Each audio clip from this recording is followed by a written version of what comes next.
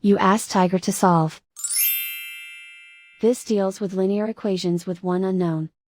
The final result is r equals -3/11. Let's solve it step by step. Swap sides. Isolate the r. Divide both sides by -33. Cancel out the negatives. Simplify the fraction.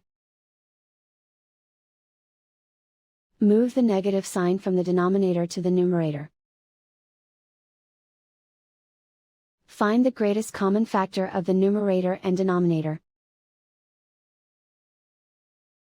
Factor out and cancel the greatest common factor. And so the final result is r equals -3/11.